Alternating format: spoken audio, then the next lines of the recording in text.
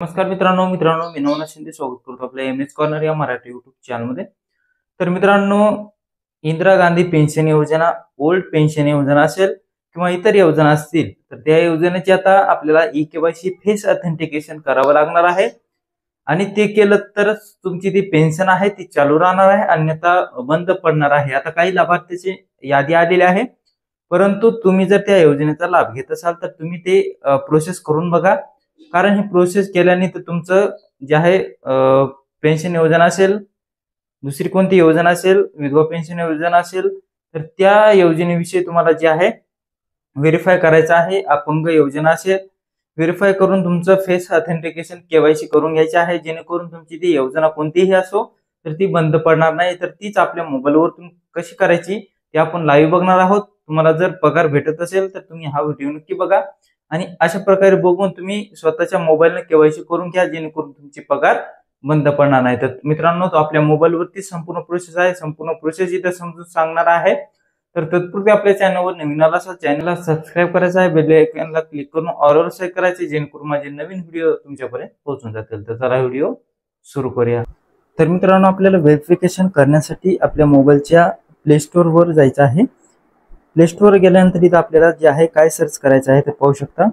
जे आहे बेनिफिशरी सत्यपान नावाचं ऍप आपल्याला अशा प्रकारे सर्च करायचं। सर्च केल्यानंतर पाहू शकता दुसऱ्या नंबरला आलेला आहे बेनिफिशरी सत्यपान ऍप BSA, जे आहे नॅशनल इन्फॉर्मेटिक सेंटर जे आहे ऍप्लिकेशन अशा प्रकारे येईल। आल्यानंतर इथं 5.6 MB चा ऍप्लिकेशन आहे, 10,000 इथं डाउनलोड झालेले आहेत। इन्स्टॉल हे बटन दिसते, यावर क्लिक करायचे आणि आपल्याला ऍप्लिकेशन इन्स्टॉल करून घ्यायचं आहे। इन्स्टॉल पाहू शकता झालेला आहे। इन्स्टॉल झाला तर आपल्याला याला ओपन करायचं आहे। ओपन केल्यानंतर पाहू शकता लोड होईल आणि आपल्या पुढे इंटरफेस अशा प्रकारे ओपन होईल।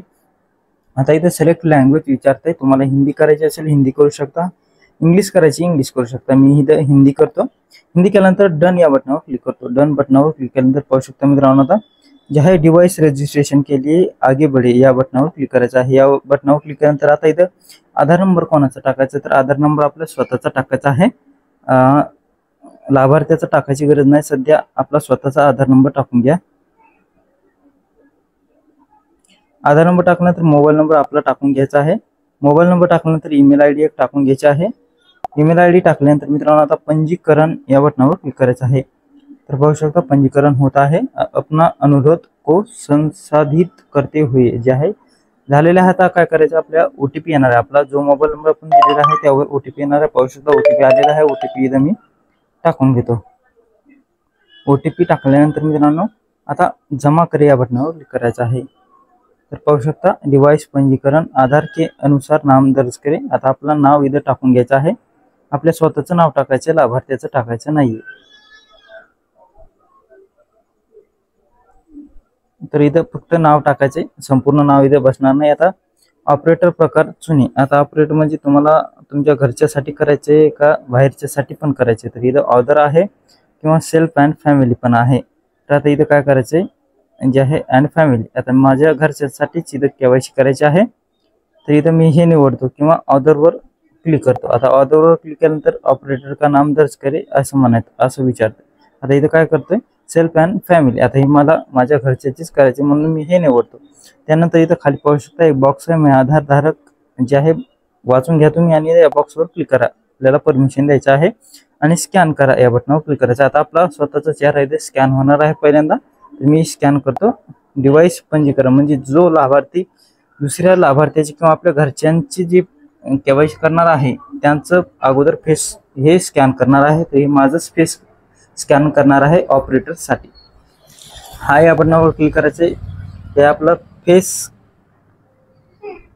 डोळे उघड झाप केल्यानंतर पाहू शकता कॅप्चर सक्सेसफुली झालेला आहे।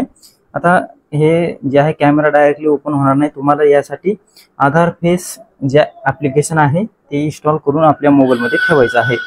ठेवल्यानंतर पाहू शकता आता आपलं जे आहे फेस व्हेरिफिकेशन झालेलं आहे। आता आपल्याला लाभार्थ्याचं जे आहे केवायसी करायची आहे, लाभार्थ्याची केवायसी करायची आहे। आता आपल्या फॅमिलीसाठी मी निवडलेला आहे, तुम्ही जर अदरसाठी निवडला असेल तर तुम्ही कोणाचाही जे आहे केवायसी करू शकणार आहात। आता मी माझ्या फॅमिलीची करणार आहे, त्याकरता इथे पाहू शकता एक ऑप्शन आलेला आहे स्टेट गव्हर्नमेंट सेंट्रल गव्हर्नमेंट आहे, या बॉक्सवर क्लिक करायचं आपल्याला।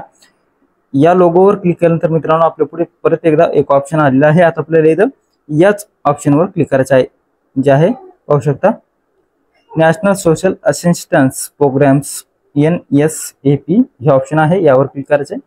केल्यानंतर इधर पाहू शकता लाभार्थी सत्यापन, लाभार्थी प्रमाणपत्र उत्पन्न करने के लिए लाभार्थी के पास अपना आधार, लाभार्थी ID और मोबाईल नंबर होना चाहिए। आता इथं आपल्याला काय करायचं आहे, जे आहे लाभार्थी सत्यापन आपल्याला करायचं आहे, तर या बॉक्सवर क्लिक करायचं आहे। पहिल्याच इथं आता पेन्शन भोगी प्रमाणीकरण आपल्याला करायचं आहे। आता हे कशासाठी आहे तर तुम्हाला अगोदर मी सांगितलेलं आहे। इथं आता आधार नंबर कोणाचा टाकायचा आहे, ज्यांचं आपल्याला व्हेरिफिकेशन करायचं आहे त्यांचा आधार नंबर इथं टाकून घ्यायचा। मी आधार नंबर टाकून घेतो।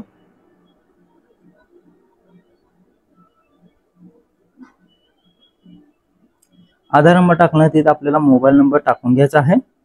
मोबाईल नंबर आपला स्वतःचा टाकला तरी चालणार आहे आणि जे आहे लाभार्थ्याचा टाकला तरी चालणार आहे। आता ईमेल ID जे आहे, ईमेल ID नाही टाकली तरी चालणार आहे। लाल स्टार ज्याला आहे ते आपल्याला भरणे अनिवार्य असतं। तर इथं दोन जे आहे भरलेले आपण आधार नंबर आणि मोबाईल नंबर। आता आय अग्री वर क्लिक करायचं, बॉक्सवर क्लिक करायचं, जमा ऑप्शन दिसतं आपल्याला खाली जमा, या जमा बटनावर क्लिक करायचं। आता काय करायचं, इथं जो मोबाईल नंबर आपण टाकलेला आहे त्यावर OTP जाणार, OTP आपल्याला इथं टाकून घ्यायचा आहे।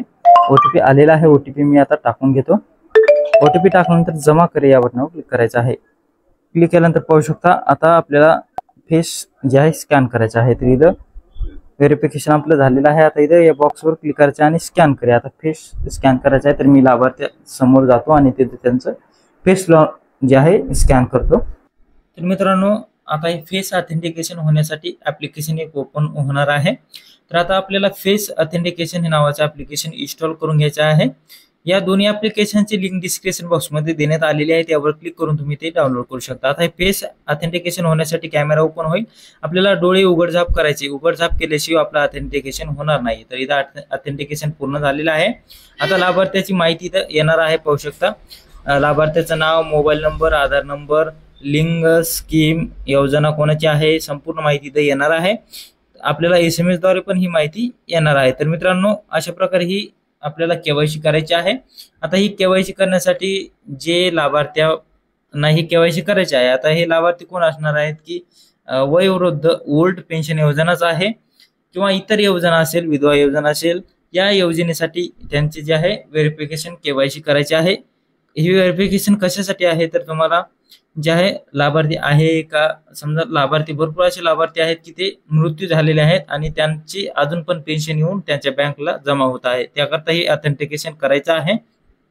लाईव्ह ऑथेंटिकेशन त्यांचं थंबद्वारे किंवा जे आहे चेहरा स्कॅन करून ऑथेंटिकेशन करायचं आहे। तर मित्रांनो हे आता ज्या लाभार्थी यामध्ये आहेत त्यांच्याजवळ तो मोबाईल नसतो, परंतु हा व्हिडिओ कोणाला शेअर करायचा आहे, त्यांच्या मुलाला, त्यांच्या नातेवाईकांना हा व्हिडिओ नक्की शेअर करा, जेणेकरून ज्या लाभार्थ्याला फायदा होईल। आता अशा प्रकारे ही माहिती होती। हा व्हिडिओ आवडला असेल व्हिडिओला लाईक करायचे, चॅनलला सबस्क्राइब करायचे। भेटूया पुढच्या व्हिडिओमध्ये, तोपर्यंत जय शिवराय, जय महाराष्ट्र, जय हिंद।